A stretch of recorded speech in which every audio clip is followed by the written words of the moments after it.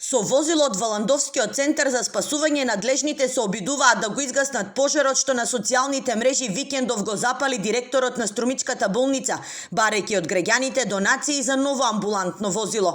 Возилото веќе е во кругот на болницата, но допрва ќе се проверува неговата состојба. Ние едно возило сега добивме од Центарот за спасување од Валандово. Ни го дадат тоа старо возило на договор за еден месец да го користиме ние, Општа болница Струмица.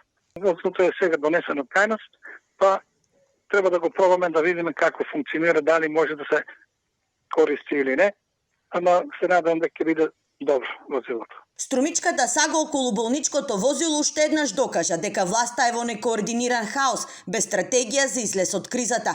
Правично ново возило најавија за 2 месеци, но под притисок од јавноста вчера соопштија дека возило ќе се обезбеди утре за денес веќе да биде паркирано во дворот.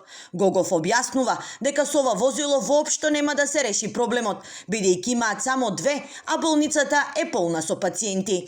Откако побаравте донации, експресно ви го решија проблемот, така ли? Не е комплетно решен, ма пак е добродојдено возило, што ќе ни помогне да баре малку ја влажиме ситуацијата. Алфа побара Министерството за здравство да искоментира зошто цели 2 месеци ќе ги оставеа пациентите од југоистокот и здравствените работници да се борат со возила стари 2 децении. Зарем требаше јавно да се образложи проблемот, па надлежните да реагираат. Наместо конкретно објаснување, добивме одговор дека примарната здравствена заштита е клуч на алка во здравствениот систем и зајакнувањето на капацитетите од круцијално значење за подобра заштита на граѓаните. Не одговорија ниту на прашањето од каде и како толку брзо успеаја да го обезбедат возилото.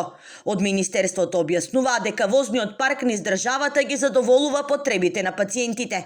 Најголемиот здравствен капацитет во југоисточниот дел според директорот на болницата Гогов располага само со 2 возила, стари повеќе од 2 децении. Поради нивната амортизираност, често се случува да има дефект по патиштата, па тогаш се приморани да бараат помош од здравствениот дом во Струмица.